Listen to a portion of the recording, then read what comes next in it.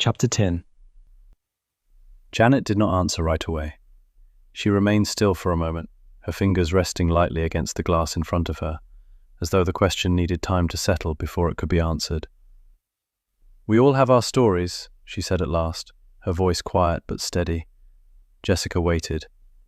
"And in a place like this," Janet continued, glancing briefly toward the window, "they tend to surface sooner or later." Jessica nodded faintly. "Some are shared easily," Janet went on, "almost like an open book. People use what they've been through, sometimes to help others, sometimes just to make sense of it themselves." A small pause. "And some," she added, "are held a little closer." Jessica lowered her gaze slightly. "I understand." Janet gave a small, acknowledging smile. "I thought you might." She drew in a slow breath. "This one," she said carefully, "isn't mine to tell completely." Jessica didn't press. "But I can tell you what I know," Janet added. Jessica looked up again, attentive but gentle. Janet shifted slightly in her chair, settling into the story. "He was engaged," she said. Jessica's brows lifted just slightly. "To a young woman who had built quite a following online," Janet continued. "It started out simple enough, sharing pieces of her day, little things, nothing unusual." Janet gave a faint shrug. "But attention has a way of changing things." Jessica listened closely. "She began posting more often," Janet went on. "Then more creatively. Little pranks, surprises, reactions." The room felt still. "At first it seemed harmless," she said. "Even funny in a way." Jessica nodded slowly. "And Joshua," Janet continued, "he went along with it." A slight pause. "He cared about her," she added more softly. "He wanted her to succeed, wanted her to be happy." Jessica's expression softened. "But there comes a point," Janet said, her voice lowering just slightly, "where something stops being light-hearted." Jessica's hands tightened gently in her lap. "There was a live stream," Janet said. She paused, choosing her words carefully. "A trend, from what I understand."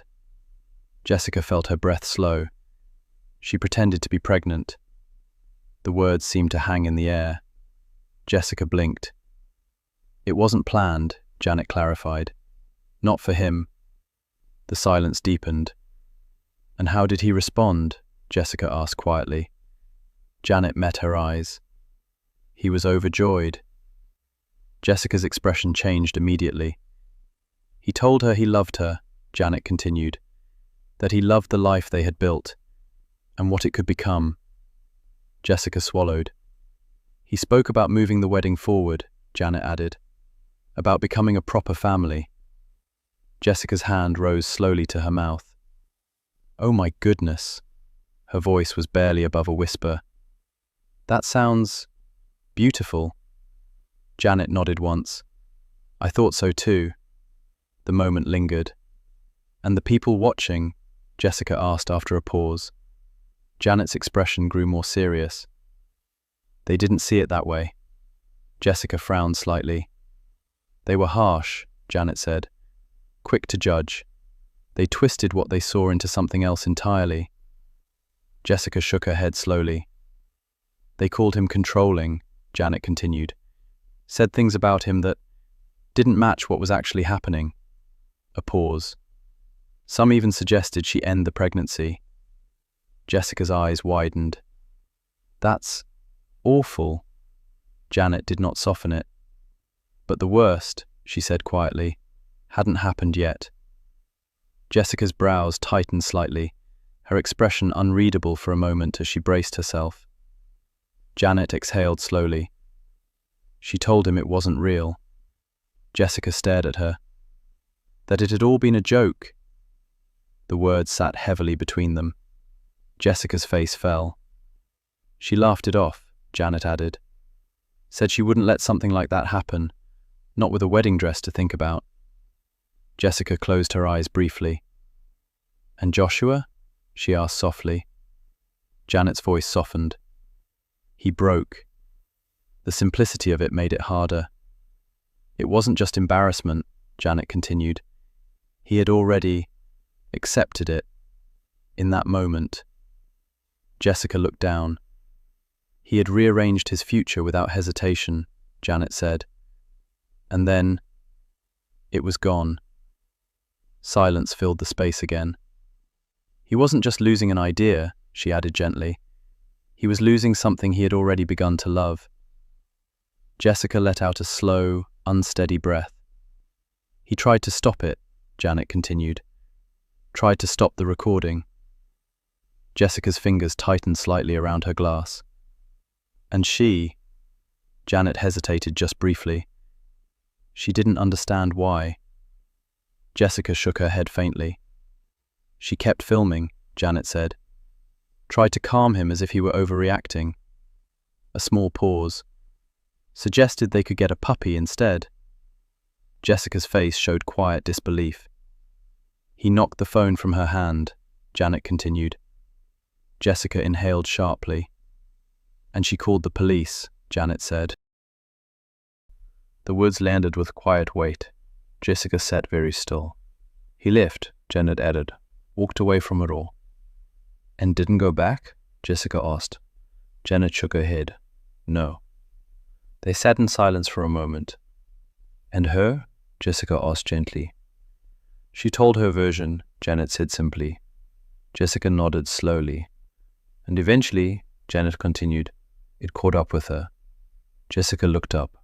Her father, Janet said, wasn't pleased with the attention, asked her to remove the account. And she agreed? Jessica asked, shocked.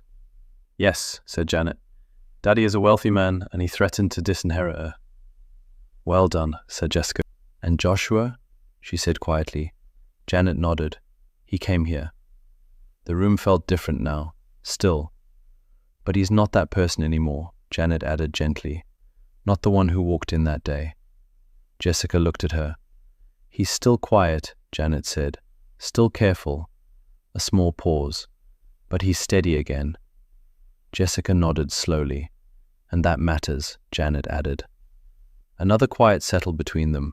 Jessica looked down at her hands, then back up again. There was no question this time, only understanding. Edward's gathering had come and gone, just as he had hoped. There had been laughter, good food, heartfelt conversations, and the gentle warmth of neighbours becoming friends. The evening settled gently over Pearl's Haven. The last of the folding chairs had been stacked against the basement wall, and the laughter that had filled the event room only an hour before had faded into quiet conversation as neighbours drifted back to their apartments. Mr. Norris carried his guitar case under one arm, pausing at the front entrance long enough to look back through the open doors. Not a bad evening, he said softly. James smiled as he switched off the lights. No, he agreed, not bad at all. The room fell silent behind them. Upstairs, Jessica stepped onto the small balcony outside her apartment. The air carried the familiar scent of the bay, cool and clean. She rested her hands on the railing and looked across the water. The world felt different now, not because every question had been answered, not because every wound had healed, but because she no longer carried them alone. Below, Barney wandered slowly across the grass, stopping to investigate something only he found interesting, before continuing toward the walking trail. Jessica smiled. She hadn't realized how attached she had become to the old dog. Inside, she reached for her Bible. This time she didn't open it because she was searching for answers. She opened it because she wanted to spend time with the one who had quietly carried her through the darkest season of her life. She whispered a simple prayer. Thank you. Nothing more, nothing less. It was enough. Across the hall, Edna tucked Tiffany and Sam into bed after one last story, smiling as the children argued over who got the bigger hug. Janet laughed softly from the kitchen. Mr. Norris sat by his window tuning his guitar. Somewhere upstairs, Joshua switched off his office light. The building settled into its familiar rhythm. Ordinary, peaceful, home. Upstairs, Pearl stood at the kitchen window, a mug of tea warming her hands. James joined her a moment later. For a while, neither of them spoke. They simply watched the evening settle over Conception Bay. Finally, James broke the silence. It feels like things have settled down. Pearl smiled, her eyes still resting on the quiet grounds below. "Perhaps," she said softly. Then something caught her attention. Headlights turned slowly into the driveway. An unfamiliar car, older, well-worn. It pulled quietly into an empty parking space, and the engine stopped. The lights went out. Neither Pearl nor James spoke. For several long moments the car remained still. Then the driver's door opened. A figure stepped out into the fading light. Only a silhouette. A single bag slung over one shoulder. The door closed. The person stood for a moment, looking up at the building as though uncertain whether to come any closer. Pearl's smile softened. James looked toward her. James glanced through the glass toward the parking area, then smiled. The kind of smile that comes from knowing someone so well you don't need to ask what they're thinking. "Go on," he said gently. "I'll keep the tea warm." Without a word, Pearl headed for the door. That was his wife. Her feet were tired after a long day, and a quiet cup of tea had sounded wonderful only moments before. But there would be time for tea later. Still watching from the window, James watched as his wife ran out the front door of the building, just in time to catch the woman who had begun to return to her car.